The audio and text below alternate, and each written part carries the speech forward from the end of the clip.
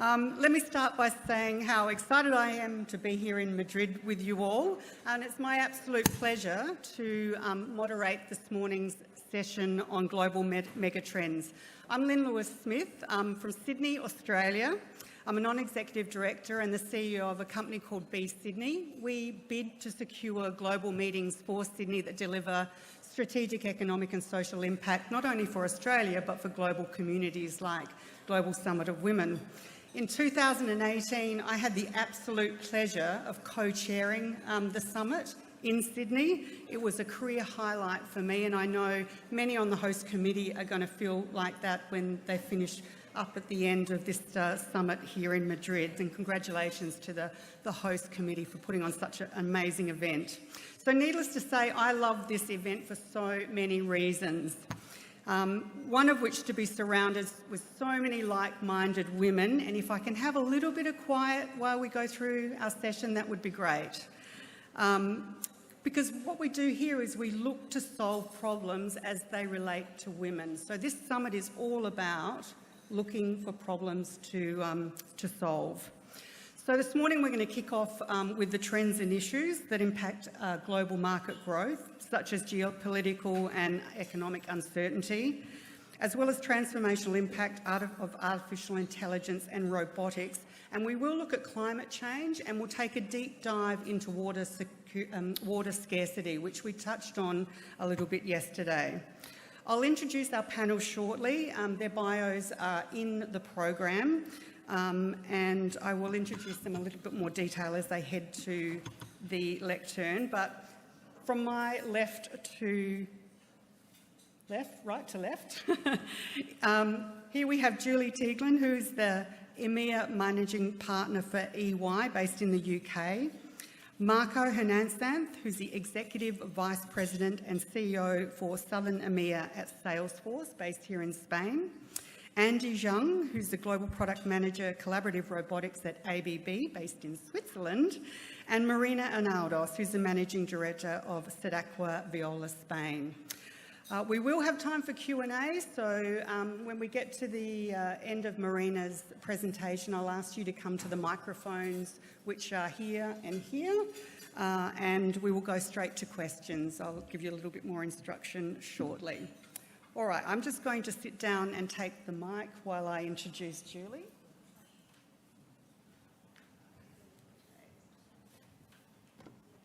Okay, we're on.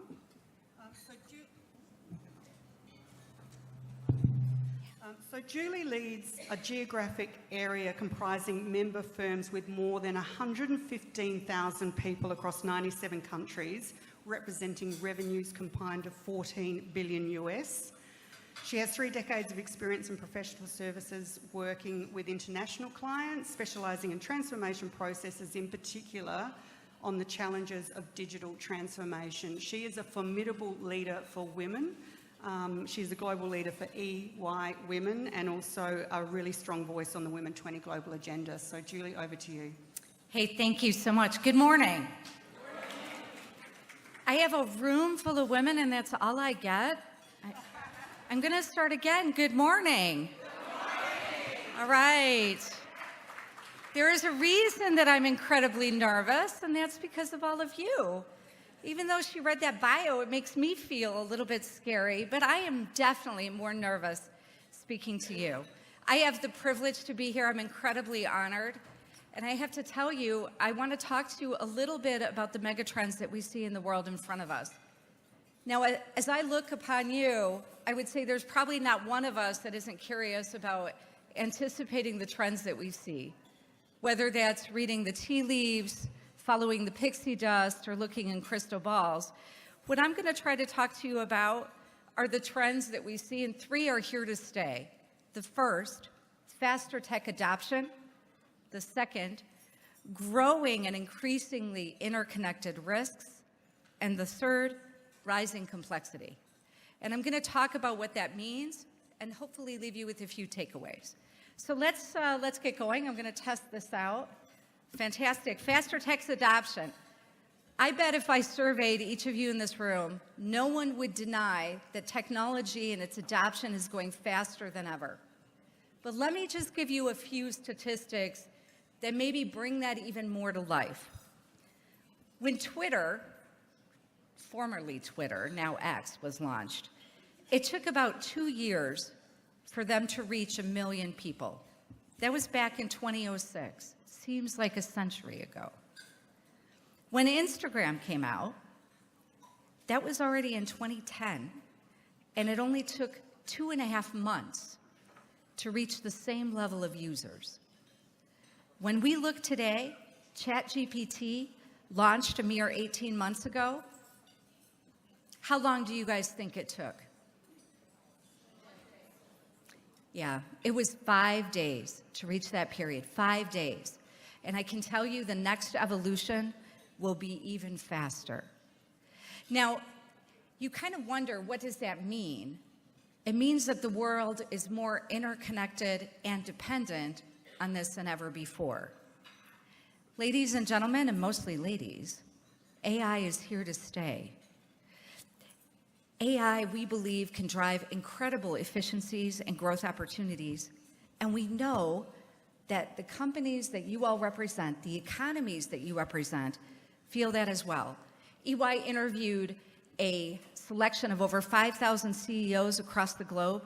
Do you know that 50% of those said that they would be investing in AI and AI-related efficiencies to improve growth and productivity in the coming year?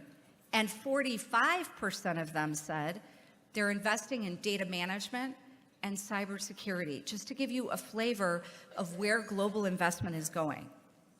We estimate at EY that the introduction of AI will have a 1.7 trillion impact on the global economy.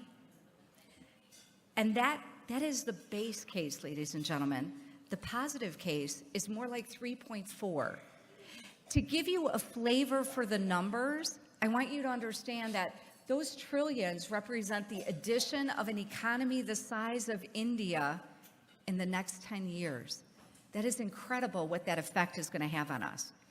And if I think about the effect it's going to have on society, we know that AI is going to be able to help us solve the most complex challenges we have today, whether that's climate change or an education gap. We know AI will be front and center.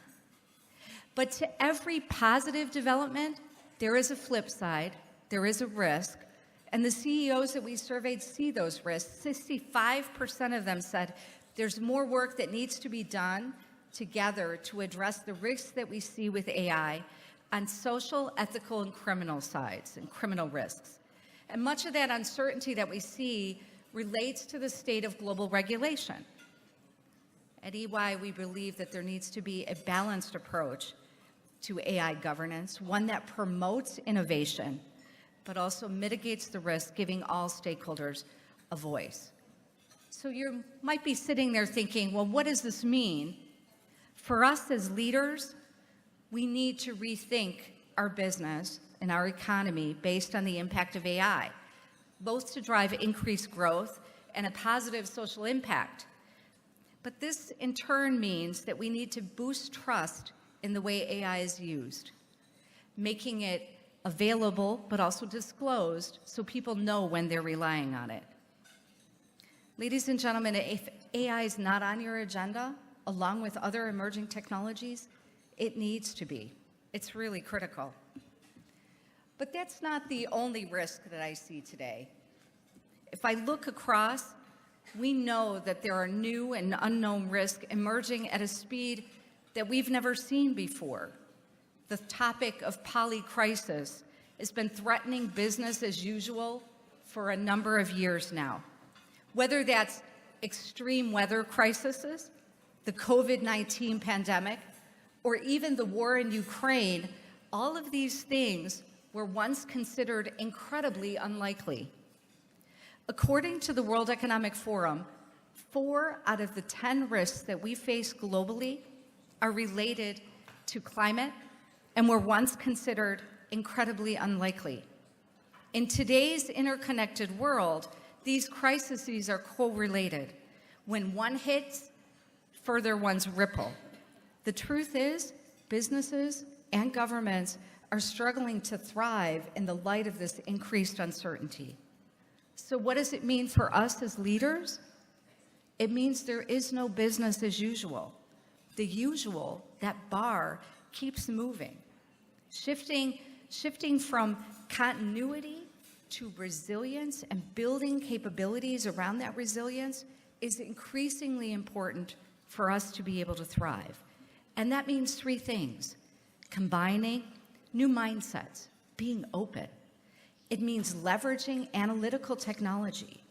And it means ensuring that you've put human at the center with human judgment to make sure that you're building resiliency in your organizations.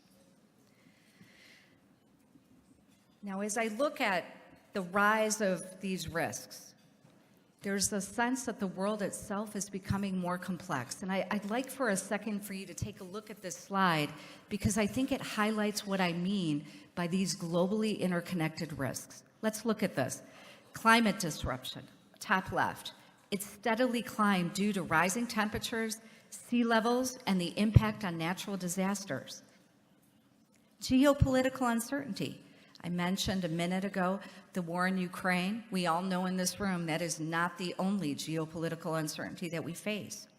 It's accelerated due to global trade disputes, armed conflicts, and forced migration. Economic uncertainty, Irene mentioned. We know that due to rising inflation, global debt, and shifts in policy. And last, the topic that I started with, technology, that disruption has just accelerated with the use of the internet, computing power, and the adoption of AI. All of these trends demonstrate how a steady rise in multiple trends over the past decade is challenging organizations to operate in an increasingly complex environment.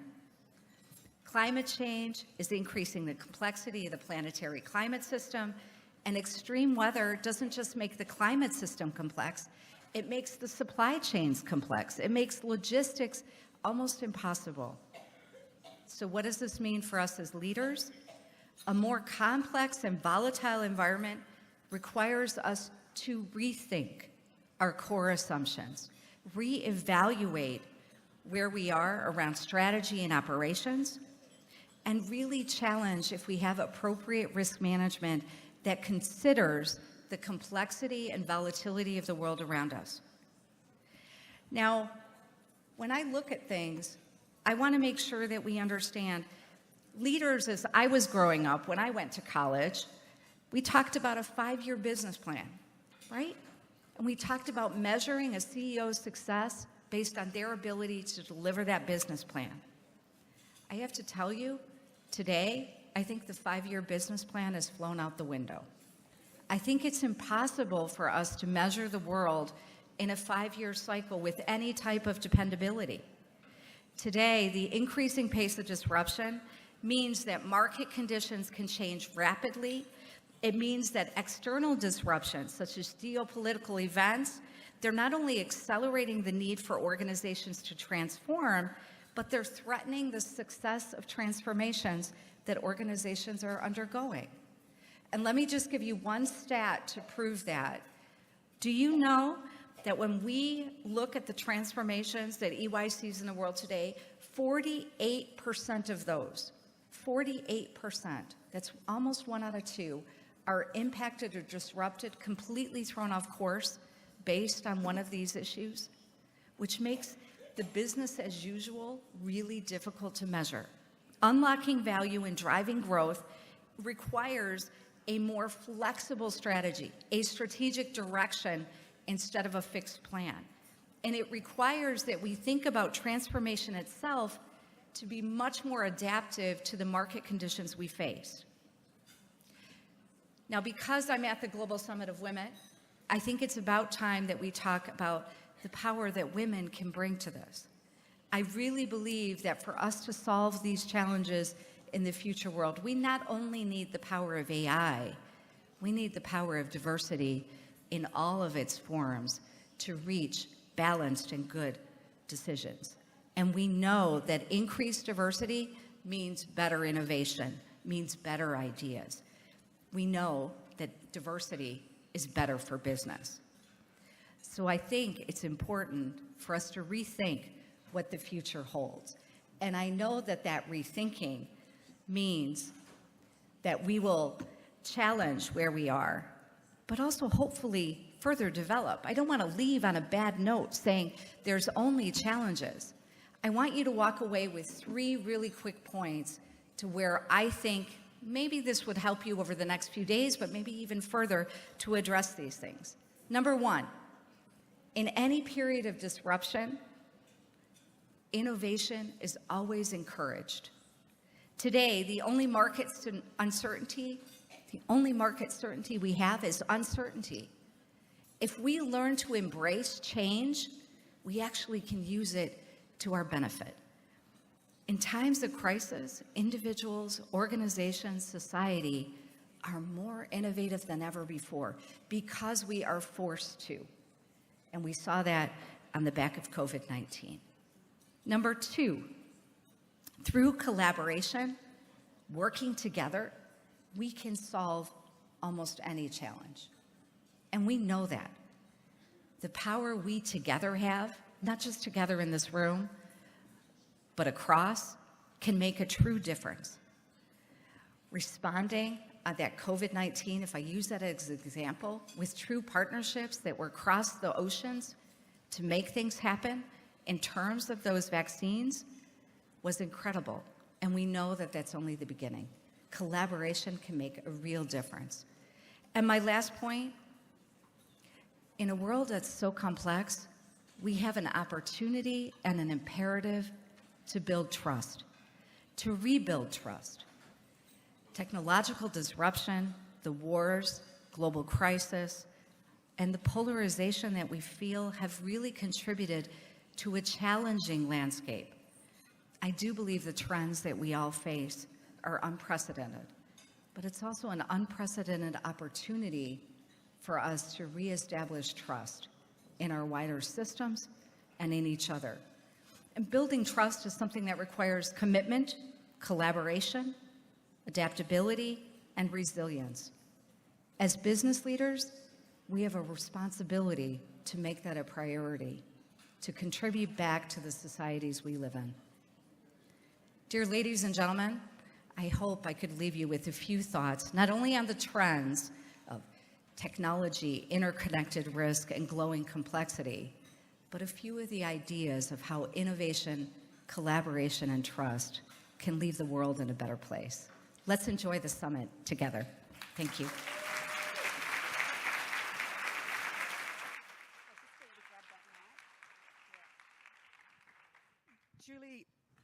Julie, that was a fantastic presentation, great insights, thank you.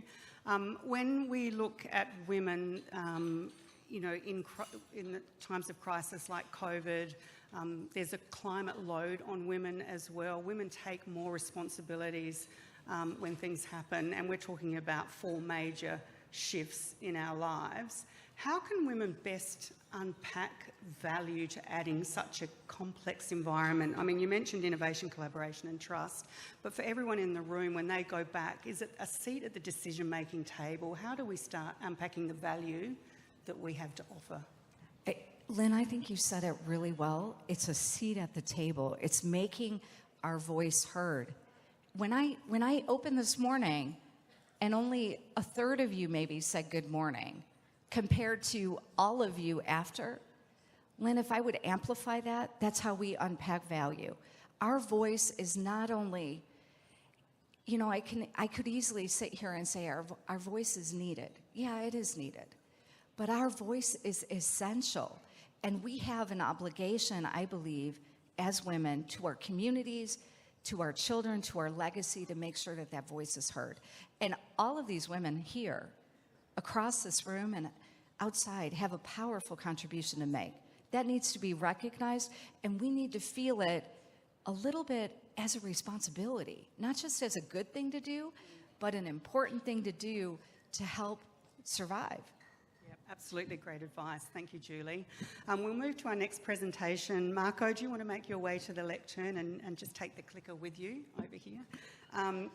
Marco joined Salesforce in 2016 as Chief Operating Officer and is now the CEO for EMEA South.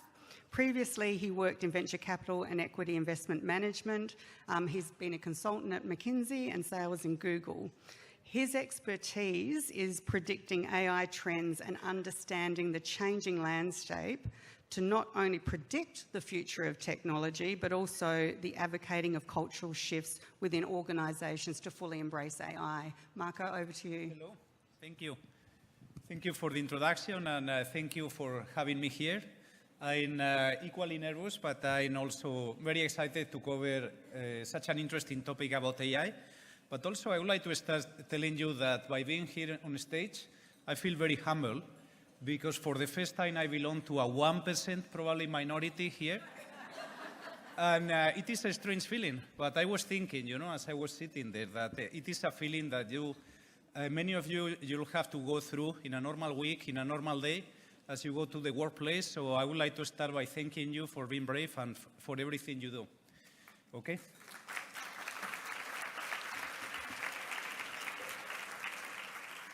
Okay. So AI, and we already started to hear something about AI. The reality is that we are hearing about AI, artificial intelligence, every day. It is pretty much everywhere.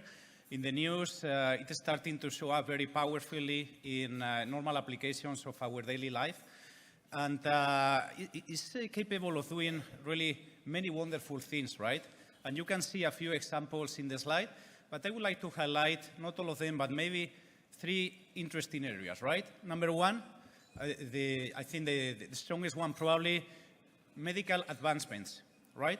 So we can read in the news about artificial intelligence being applied to wonderful things like early detection of tumors, cancer, DNA sequencing, and one that is particularly cool that is in the slide, that through AI detectors, we can now synthesize and we can translate basically brain activity into a continuous stream of text, and then from text into voice, allowing people to communicate with others in situations where otherwise they will have already been excluded from having normal communication. So this is a mind-blowing advancement that is possible thanks to AI.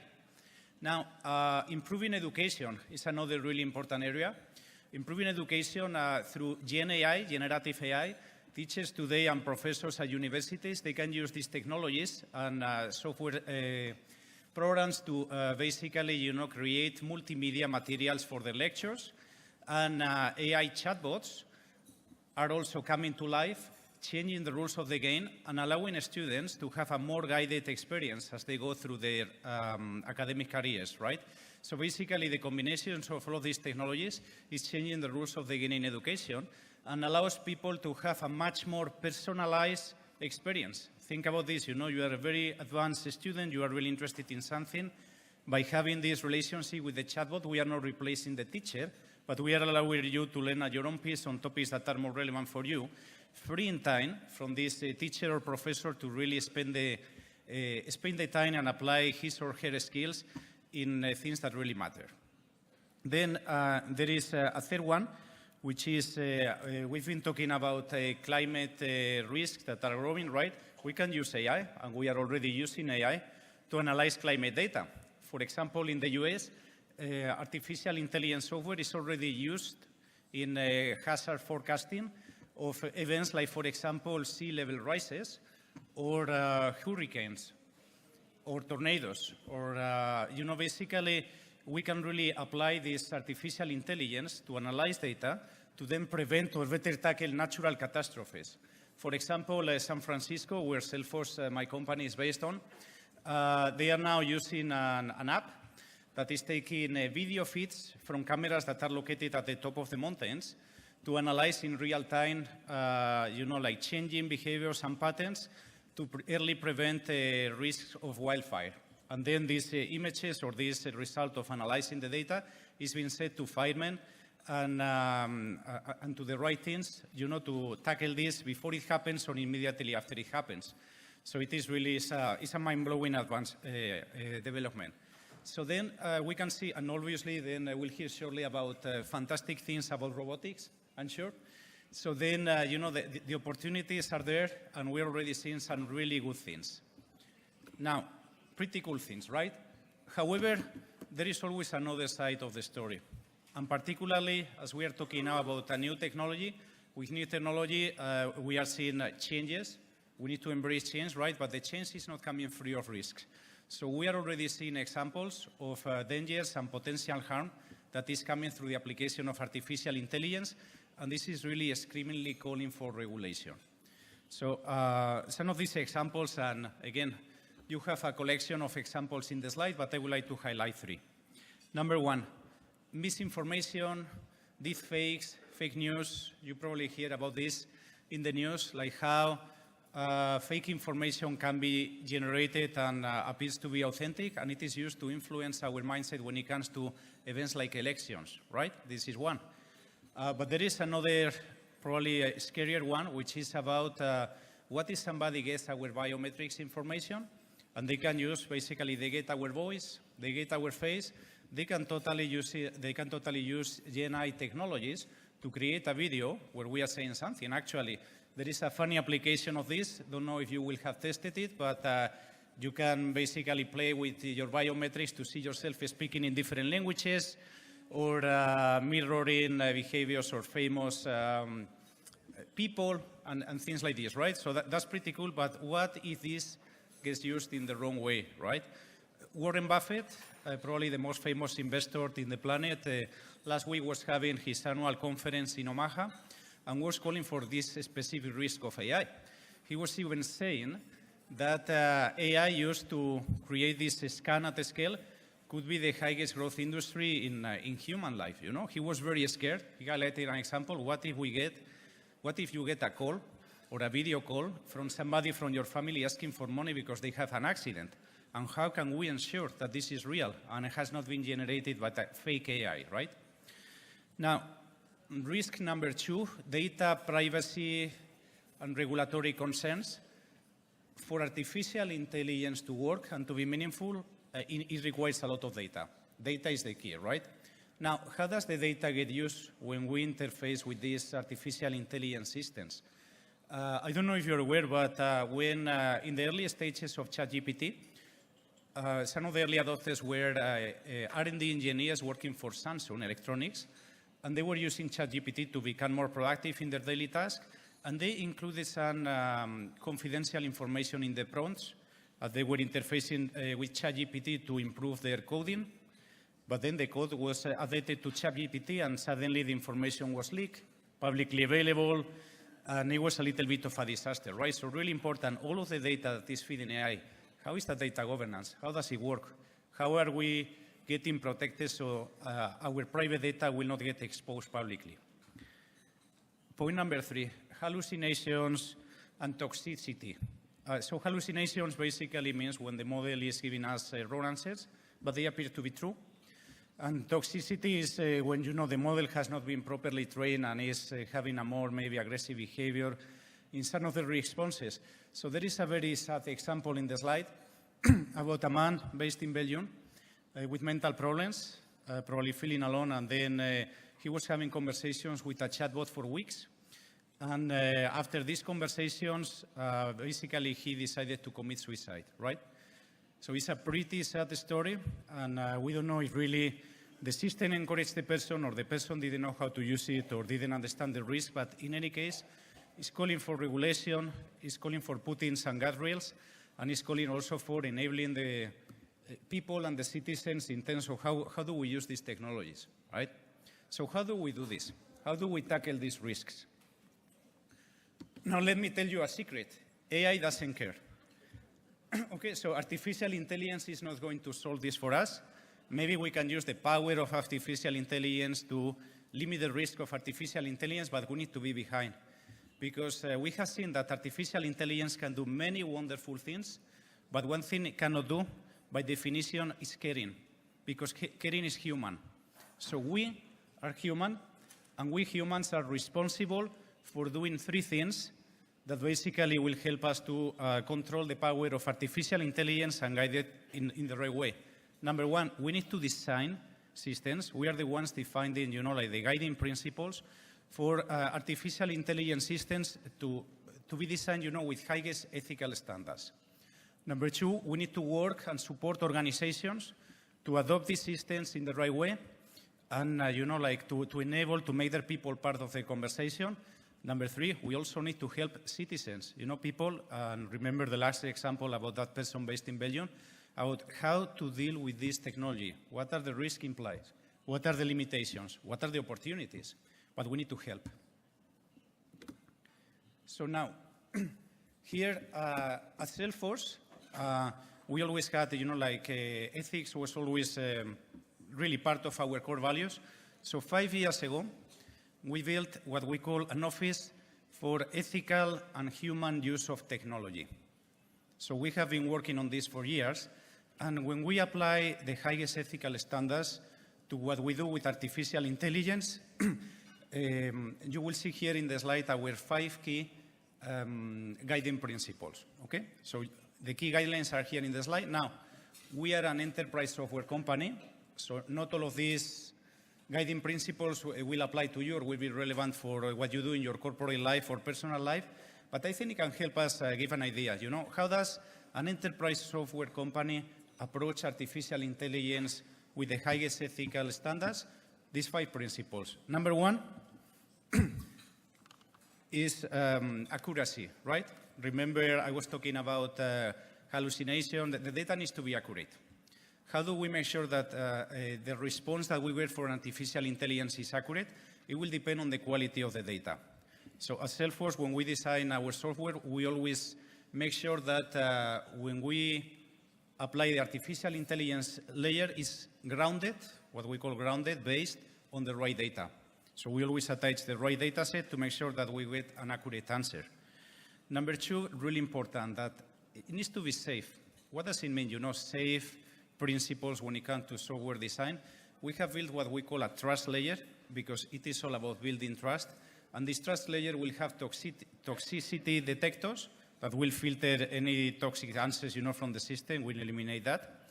But also, we try to remove biases because if the data is biased, the answer from artificial intelligence will be biased. I'll give you a very specific example. We have a lot of information in our CRM systems about customer data.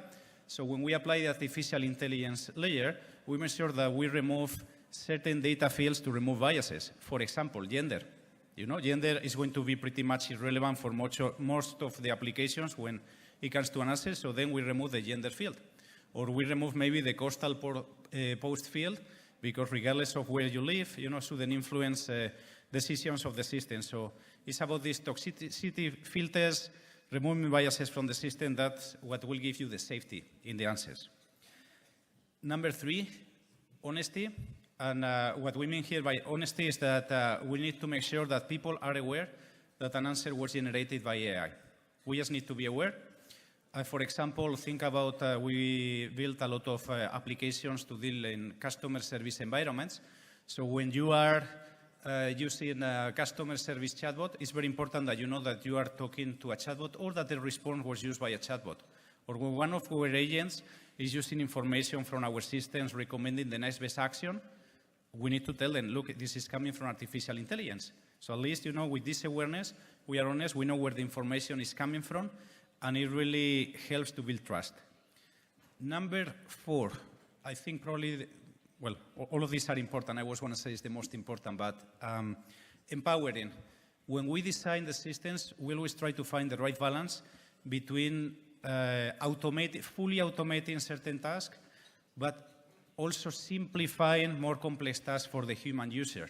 The question we are trying to answer is, how do we use artificial intelligence to give superpowers to the user rather than to replacing the user? Okay? We sell software, think about this in our case, for sales agents, customer service agents, marketeers. How do we make them really good and to shine at what they do rather than eliminating those jobs? Number 5, sustainability is something that you will see popping up more and more in the news as well, because as we adopt artificial intelligence, and you have already heard that the adoption rate is the fastest in history, will consume a lot of resources. I think from memory, a ChatGPT prompt consumes like 7 or 8 times more energy power than a normal Google search query. So then when you compound this at the scale that we are adopting artificial intelligence, you will realize that all of this will need a lot of computing power, data centers, they will require a lot of energy. So then from our perspective, this energy needs to be sourced by green sources. And also, we need to incorporate this problem in the design phase. Because, for example, you can have a very complex big model to answer different things. It's going to be much less efficient than breaking this into, for example, 4 smaller models, each one for one specific use case. Okay, so we need to be efficient from the design phase to minimize the consumption of energy, and this energy needs to come from green sources for this to be scalable. So these are our 5 key principles, again, very specific for a software enterprise company, but I think it gives you an idea about what it means when we say that we need to apply ethical standards in the application of artificial intelligence.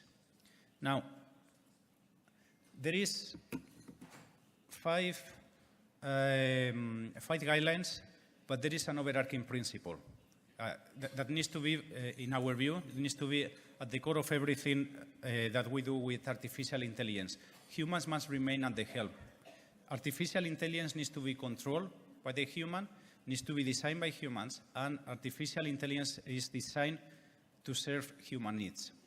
So then we have also seen, Salesforce research proves that artificial intelligence actually gets more relevant and more accurate when a human is involved at certain points in the stage.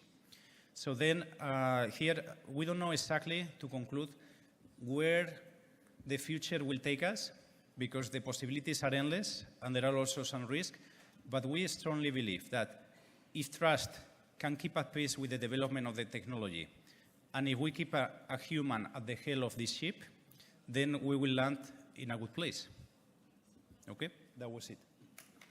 Thank you. Thank you, Marco.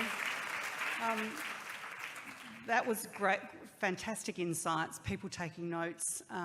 Thank you for that. I'm really interested in, we've got a bit of a time restraint, so I might come back to you on a question, but I'm really curious, the Salesforce culture of, being curious and risk-taking is obviously at the forefront of your industry and tech. And I think maybe if we can circle back on a question at the end about what that means for leaders in the audience of building a culture of curiosity and risk, because that's where you drive growth essentially. So thank you for that.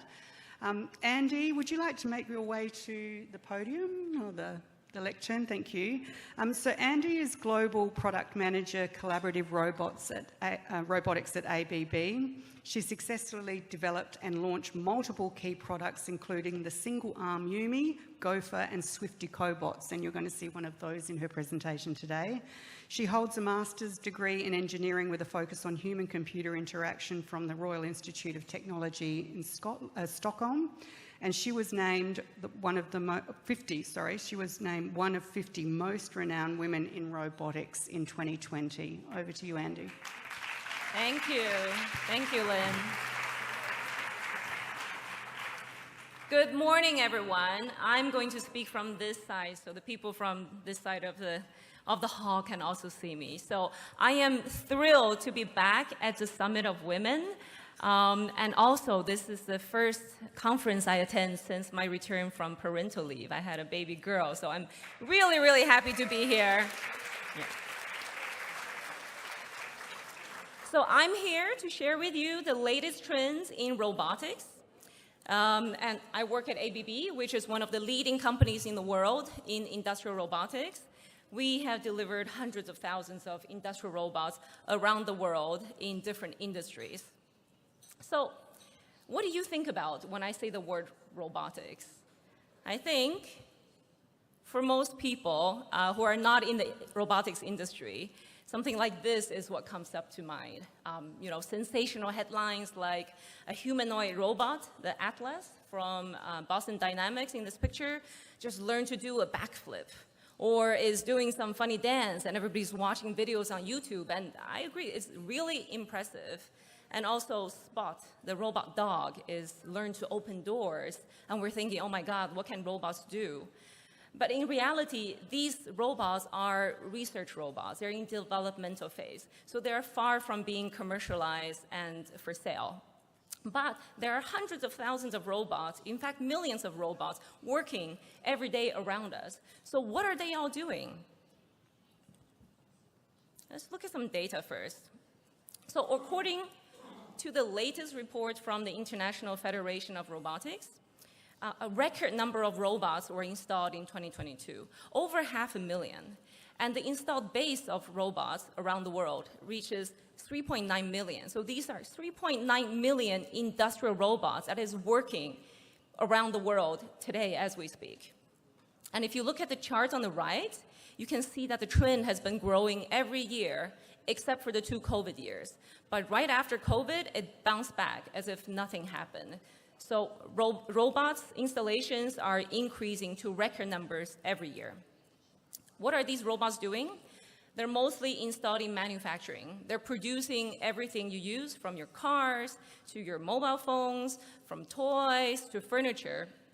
They work in consumer goods factories, such as in Nestle or in Mondelez, stacking boxes filled with food, with chocolate, with diapers. And they also are working now in logistics centers, picking the items that you ordered online and expect to be delivered tomorrow. And this is becoming more and more a common application and driving the need for robotics. So what are the megatrends that is driving this rapid increase in robotics and automation in the world? We observe 5 megatrends. Some of them have already been mentioned by our speakers before. So first is individualized consumer, which is what I just shown as driven also by e-commerce. So today, consumers, 71% of consumers expect their products to be customized. And this puts requirements on more flexible manufacturing. And that's where robots come in. Coupled with the changing consumer behavior of ordering more online, so there is a huge demand for robots in logistics and fulfillment centers. Digitalization and AI is another megatrend, which is part of our lives now. Uncertainty. We're facing pandemics and war, so companies are looking to reshore or nearshore their operations closer to where their customers are, for example, in Europe or in the US. And this also means more robots for more flexible production. Labor shortage is another megatrend that I want to go into a little bit. There's a lot of worry that these robots are going to take our jobs, when in fact, there's not enough labor to fill the jobs that is needed to produce all the goods that we need. So robots are needed to do jobs like loading boxes, like welding, like construction work. To give you a few numbers, in the US alone, there is a lack of 400,000 manual welders every year. And in EU, in 2020, there is 200,000 vacancies in the construction sector. So these are all jobs that companies cannot find people to do. And can robots help us here? They can, and they're starting to. So here is an example of some of what robots can do in the construction sector.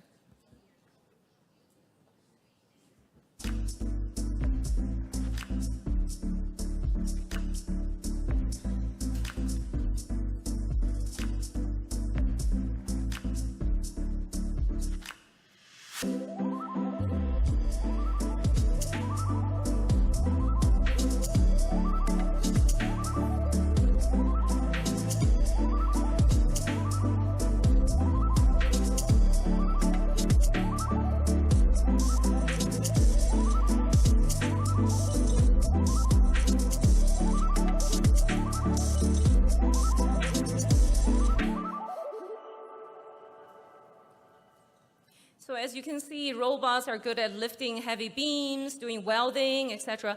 But another innovation in the construction sector is building housing or building units in factories instead of on site. And this can be highly automated using robots. And also building ready-made, let's say, housing units in the factory is more sustainable. It saves energy, it saves time, and it's a faster way of increasing housing. So this is where robots are starting to come into the construction industry to help alleviate the labor shortage there. The next megatrend, digitalization and AI. has seen a mega boost since ChatGPT became a household name. With AI enhancing robotics, more applications are possible. But in fact, we have been working with embedding AI in robotics long before ChatGPT, which is generative AI. So we have been working a lot with analytical AI because that can help robot applications in typically applications are optimizing process. For example, spray paint, increasing this painting efficiency, working with vision inspection of components, detecting for example, gaps or welding mistakes automatically using robotic vision. Another application of AI in robotics is autonomous navigation of mobile robots in factories. So basically, self-driving cars, but in factories. So in the next video, you will see a fleet of mobile robots. They're each equipped with 3D vision and AI.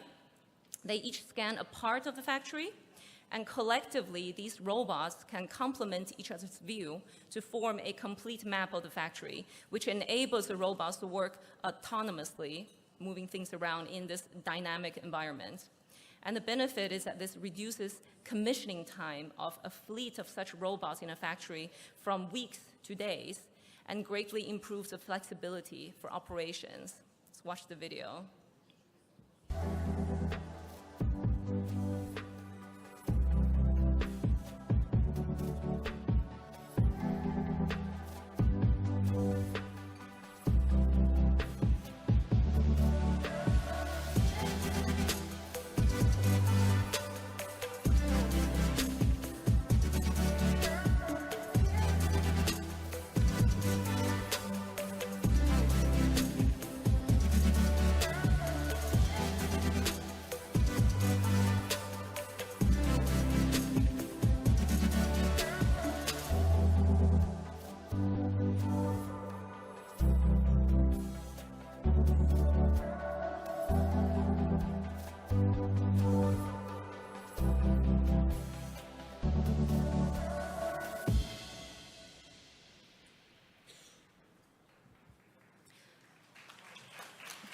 Thank you. So I want to end with what for me is the most important megatrend, and that is sustainability. We have one planet Earth, and we need to protect it while there's still time. I have a small daughter, and I hope that when she grows up, she can still see pandas, and she can scuba dive in coral reefs. So sustainability should be in everything that we do, and should be considered in all new technological developments. More and more companies are taking actions in this area, thankfully. And at ABB, we work with sustainability in many areas, not only by reducing the carbon footprint of our own operations, we also help our customers reduce their carbon footprint by reducing the energy consumption of our robots with new technology. We also refurbish old robots so that they can be resold and redeployed. In addition, we run pilot projects such as this one that I'm going to show to explore how we can do more with robotics. So in this project, we have partnered with the nonprofit organization Jungle Keepers by providing them with a Yumi collaborative robot. And it works deep in the jungle in rainforests in Peru. The robot has a task to plant seeds. And this is a highly repetitive task. And with the robot taking it, the local rangers are free to undertake other important work, such as patrolling the area to deter illegal loggers or to educate locals on rainforest preservation. This project also showcases the power of cloud technology. This robot is connected to ABB's experts 12,000 kilometers away in Sweden, who can program the robot remotely. And the whole project is powered by solar energy. Let's watch the video. Jungle Keepers works in Peru. We're protecting the rainforest. We've been working on a reforestation program to be able to patch up the areas that we're losing. ABB is collaborating to demonstrate how robotics can play a central role in sustainable transformation in our world. In Robot Studio, users have the possibility to create projects from scratch. It's then possible to share it, even in the Amazon rainforest.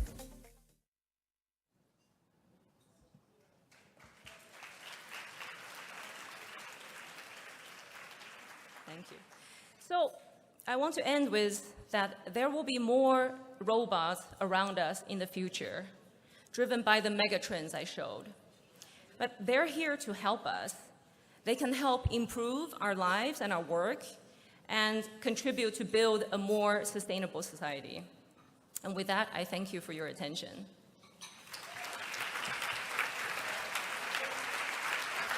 Thank you, Andy. I know you're a role model to many around the world, but I think you just collected another 1,000 people into your DMs. That was a fascinating look on robotics. Thank you so much. We're now going to move to Marina, if you want to make your way to the lectern, Marina. And before Marina speaks, the microphones are here and here. If you want to make your way to the microphones to ask a question to the panellists shortly, I'll just give you a bit of a heads up there. So Marina is Managing Director at SADAQUA, the Water Technology Centre of Viola, Spain. She's a prominent figure in environmental engineering and water resources management and has a PhD in environmental engineering, and her career spans across academia and industry. She has contributed significantly to the water treatment technologies and strategies, leading projects and teams with a focus on innovation and sustainable solutions, and she's won numerous awards for that. Over to you. Thank you very much. Firstly, I would like to thank the organization for deciding to put a focus on water, and specifically the impacts of water scarcity in economies worldwide. I also appreciated the rest of the panelists for mentioning sustainability and several times making specific mentions to water.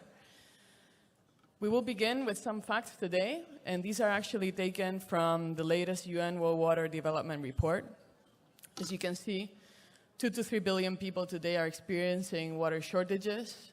When we go to the urban level, it's the amount of people that are going to be experiencing water scarcity is going to double by 2050. This is important because today, 55% of global population is living in cities, but also according to the UN, by 2050, 68% of people will be living in cities. So more and more, urban realities are becoming global realities. But this is all happening in a context where we still have a lot of very critical and basic pending work to do, right? In terms of water accessibility, 26% of people still don't have access to safe drinking water. And it's also the case that 46% of population don't have access to adequate sanitation. And now you might be here sitting thinking that this is interesting and this is important, but it doesn't really apply to me, or it doesn't apply to my country, or it doesn't apply to my company or to my government. And this might happen because of one of two reasons. One of them might be because you come from a part of the world that hasn't historically suffered from water scarcity, and you assume that this is going to be the case looking forward. Or it might be because you come from a part of the world that is fairly developed, and thus things like access to drinking water or to sanitation, okay, these are fairly covered, and they are very basic. These are things that are granted, and they're not at risk. If you're sitting here today thinking any of these thoughts, I think you need to listen to the information that I'm going to share, and I really hope that it will make you reflect upon these beliefs. This is a graph on water scarcity in the different parts of the world. It's actually taken from a very recent study published in Nature Communications. If you look at the top of the slide, what you see is the situation that we had in 2010.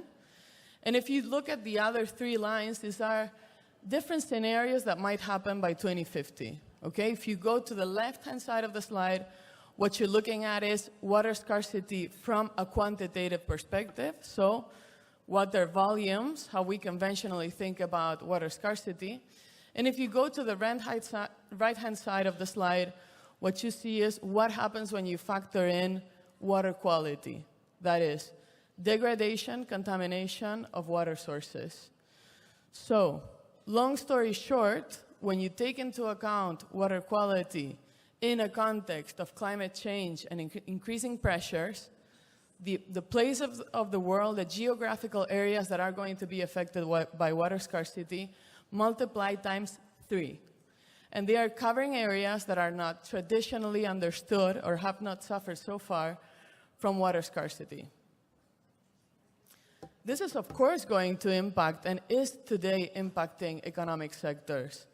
If you think about agriculture, in the European Union, for instance, it consumes 30% of the available water sources. But if you think of places like Spain today, the country we're in today, which is agriculture intensive, water consumption of agriculture ranges between 70 to 80% of water sources. What about industry? Well, industry consumes in the European Union 45% of water sources, and it's also the case that the manufacturing industry, with or without robots, consumes and is dependent on very high quality of water. And now you have to be thinking about the chemical industry, consumer electronics, industrial manufacturing, and so on and so forth. Our future, our industrial future, which is artificial intelligence or is green hydrogen, also depend critically on water. What about our basic urban water services? Well, what we are seeing is that in many places of the world, we have less water with less quality, and at the same time, we're subject to increasingly stringent regulations regarding water quality, which is, of course, perfect. But all of these three things together are spurging or are causing an incredible amount of cost in terms of operation and maintenance of the services. So, food security, global supply chains of goods, and our essential basic services in the cities are at stake. What happens if we don't do anything is what I'm showing in the left-hand part of the slide. Of course, GDPs all over the world are going to be impacted negatively in a significant manner. But the good news is that if we do something, if we implement effective water policies and solutions, not only can we neutralize this negative effect, but actually we can make water work for us and facilitate additional economic growth in some parts of the world. Some tipping points that we need to watch for in the short term, because these are real risks that we will see very soon. One of them is unsustainable water withdrawals. These happen when users, municipalities, industries, whoever, works to secure their own water supply without taking into account the impact that this has at a system-wide level.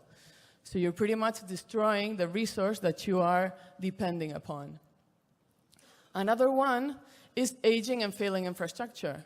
And this is, of course, at risk of causing system-wide disruptions in the services that will have cascading effects on the economic activities that are depending upon them. At this point, it's very important to point out that in many parts of the world, and for several decades already, we have been severely uninvesting in water infrastructure. So this is not a joke. This is a reality, and we need to do something about it. Otherwise, this might be a very critical tipping point in the short term. There exist solutions today. Veolia is working to develop, promote, and implement different types of solutions to these problems in different parts of the world. Here I'm showing you 3 key ones. There are others, but I think it's important for you to learn about these 3. One of them is water reuse. The other ones are nature-based solutions, and then effective and innovative governance frameworks. Let's go to water reuse. A good question now would be, what is water reuse? So the idea is that when we use water in our homes, in our industries, in any other use, we contaminate it. Before taking this back to nature, we need to purify it, we need to decontaminate it, and thus we implement a series of processes and technologies that make it, appropriate for turning it back to nature. Water reuse is essentially taking this water that has already been treated and then improving its quality with additional processes so we can turn it back. We can give it another opportunity, let's say. And again, and again, and again. So in this type of circular economy logic. Is this science fiction? Is this something, okay, of the future or futuristic? No. This is actually happening today as we speak in the city of Barcelona that is currently suffering a very severe drought. Right now, 30% of the water resources that are being used not only by industries and businesses and so on, but also by citizens in their households, is reclaimed and reused water. Nature-based solutions are those that take advantage of certain features and characteristics of nature to address specific challenges. In Veolia, we're developing and implementing different nature-based solutions that are targeting the different problems that we have with water. And these cover, of course, water scarcity and water availability, but also the big problem of floods and treating, for instance, urban and industrial waters. The idea is not that these nature-based solutions will substitute our more centralized gray infrastructure. I can tell you that this is completely unfeasible, but that they work together with this infrastructure that we have in place so that they can provide an additional climate resilience that this infrastructure is needing. Believe it or not, these are examples of nature-based solutions that are covering different parts of the water cycle in cities in Spain and are right now being operated by Akbar, which is the Spanish water branch of Veolia. You wouldn't think by looking at them, but they are actually part of the water infrastructure. We know that these solutions can only be pushed forward with effective governance. This is the key and the most paramount concept that if you are taking something home today, this is the message. We know that effective water governance is going to be key in solving the climate crisis and its effects. So we encourage governance administrations that are here today to put water at the center of the policies. We also encourage businesses, industries, the leaders that are in them to be aware of this problem and to implement the necessary solutions to be resilient in the future. Particularly, we have a firm belief that public-private collaborations are key for pushing ambitious and necessary projects in water, as they will enable financing, but also innovation, knowledge, and capacity building. Thank you very much for the attention today, and I'll take any questions.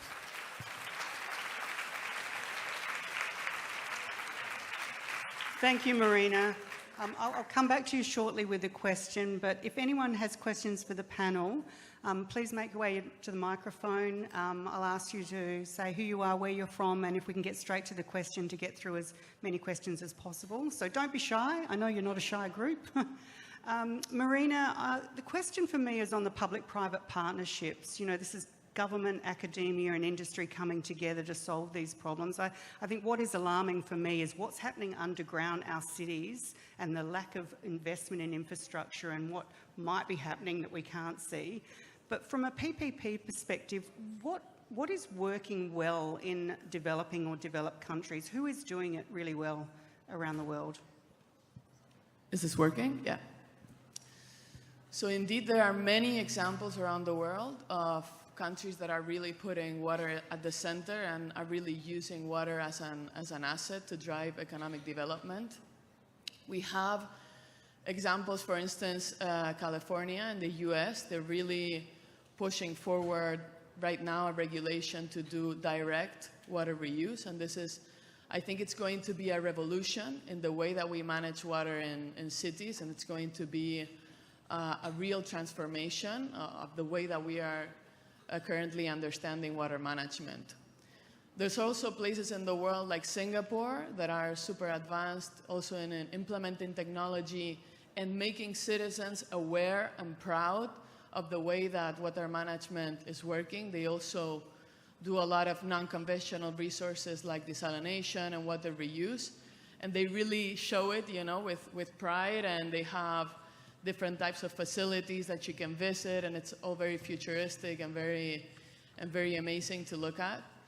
And then there's also places in the world like Namibia that they were pioneers in actually driving technology to do direct water reuse because they, of course, they are living in very water scarce parts of the world, and they have several projects that they have pushed very successfully using technology and using capacity building at the local level. So definitely we have many places of the world to learn from. And by the way, Spain is also a place. We do quite a bit of water reuse in some places of it. And I was showing you the example of Catalonia and Barcelona, but also in the southeast of Spain, we have a lot of water reuse, especially for the agro sector. Thank you. And I know in Australia we have floods and drought on a regular basis, so this is a topic of conversation back home. We have a question here. Sorry. My name is Gloria Lorenzo. I'm from Spain. I'm the founder of Sembe Solutions. It's a project to combat against technology literacy in Africa using AI. My question is for all of you, probably more for Marco because he's the only one that touched on this. To build ethical AI, you need to have good data. And for me, the data is the gold of the future because how do you ensure that you're using ethical data? When there's a lot of change in the policies, companies are now telling us, we're going to use your data if you want to use our applications. And also how you ensure that the data that we use is not really very prominent, coming from very advanced and developed countries. So I would like to hear from you, what is the best practices to be sure that it's legal and it's really ethical? Because we're talking about terabytes of data to build AI, so how do you ensure that the data you're using is good?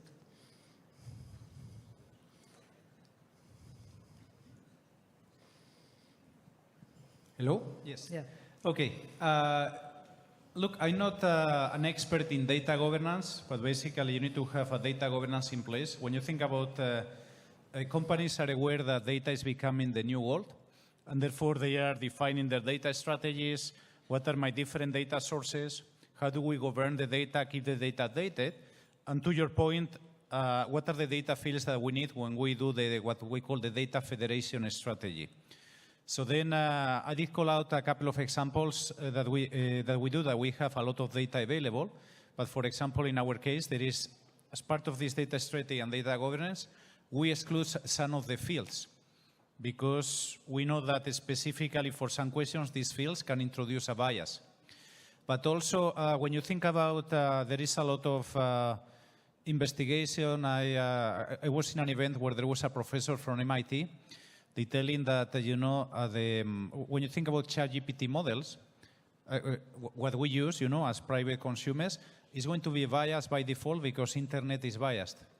Because internet has an unfair representation of different ethnicities, gender balance, and things like this, so therefore you will see in the data. So for me, the important thing is, how do you ensure is as a company, the companies need to have a data strategy, data governance in place, understand the data federation strategy, and make sure that the data they are using to fit into AI is unbiased and is a fair representation of whatever population or segment of their customers, whatever they need to tackle. Okay? Thank you. Thank you. We have another one here. And the security part of it. Good morning. Buen día a todos. My name is Onelia Cotherington. My company is Performance Value Management out of Fairfax, Virginia. Basically, we're a professional management services company that provide IT, cyber, and data management. So here's a question that's real life. I got here on Tuesday, and the guys at the hotel asked for information for your URL and your password in the room. Well, they gave me a paper back, and on it was my date of birth, my name, all PII information. So here's a question in real life. How do we educate the hotel like this one not to give me back information that someone could take to hack me as a user? So that's for any one of you guys. Who would like to take that one?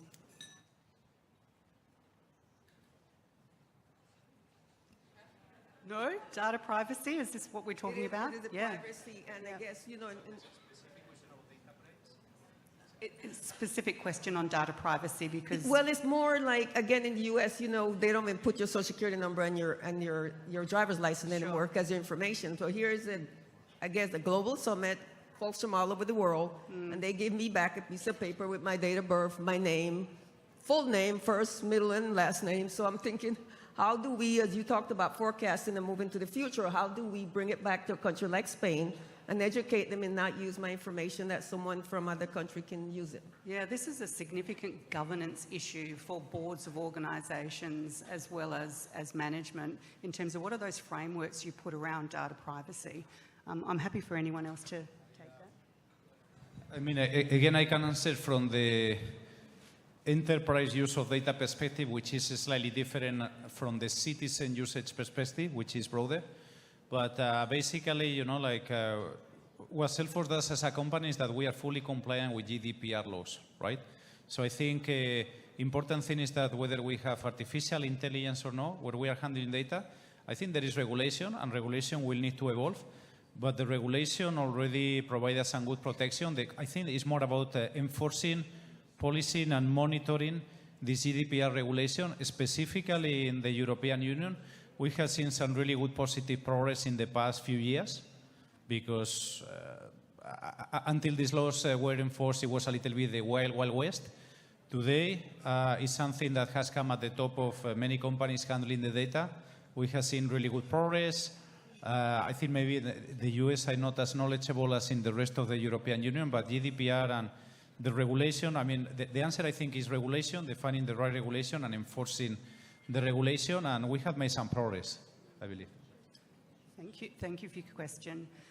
Short questions, short answers. We've got 5 minutes to go. Good morning, Claudia Freed from EAL Green, Chicago, Illinois, the United States. I am passionate about education, and I would love to hear from any of you about what your companies are doing to support STEM, university education, and also within your own organizations for middle management women who are interested in becoming more expert, gaining expertise in technology. Thank you. Okay. Maybe I can offer 3 things. So at EY, we're incredibly passionate about this, both for women, but also in the wider sense. We've invested in a STEM app for girls across the board that's deployed in over 30 countries today, reaching over 250,000 girls, which helps them develop their STEM skills across the board, whether it's data analytics, cyber, or basic coding. And that application is for girls aged 11 through 18. There's a further one that goes on from that as we go to really promote that. Secondly, at EY, we've established a program of continuing education. Anyone at EY is eligible to complete a free master's degree in the area of cybersecurity or data analytics, sustainability, or AI. We have 4 free master's programs eligible to anyone, male or female, if you are employed at EY through Hult University, to ensure that we've got exactly that. We offer multiple programs across the globe when it comes to women entrepreneurs, giving them not only a network of professionals, but also continued development and education, just to give you a flavor for 3 of the programs we have. And really briefly.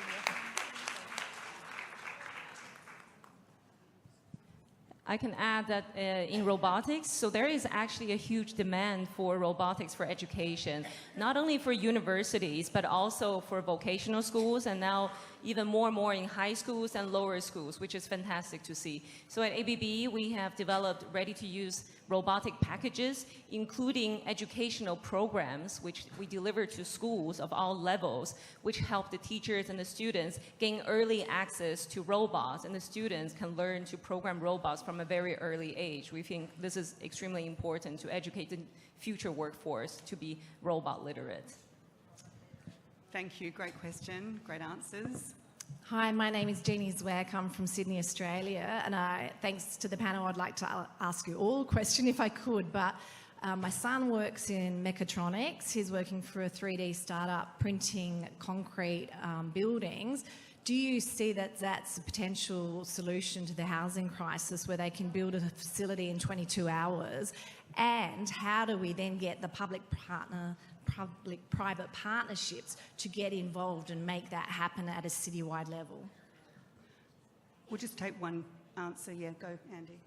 I'll answer that quickly. The answer to your first question is yes. 3D printing or additive manufacturing combined with robotics is definitely something we're working on in the construction sector.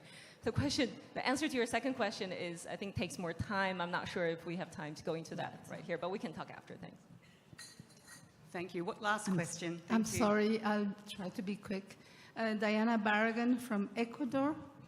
I'm an attorney at law, and I'm very interested in asking Marco if there are specific law programs, because it's very important to regulate AI. So AI. So I'd like to know if there are, because you were talking also, Lynn, about special programs. I'm very interested. Are there also online? That's my questions. Thank you. There's a lot of information on the AI Act, for instance, that was recently passed by the EU, including some online training courses that give you some in-depth details as to how the law works, how the governance frameworks work, what needs to be applied. I'm happy to provide some details if that's interesting. But AI regulation is on the move. The EU has been one of the leading forces in doing that. And we're trying to advocate, as I'm sure Marco knows, for getting a balance between allowing regulation to protect the risk, but allowing innovation on the other side. And so there's a lot of debate and discussion on this, lots of online materials available to help you. Thank you. Thank you very much. Okay, we have to call it now on time for the next session, and I hope that you found that really invaluable. This is sort of setting the scene for the rest of the summit,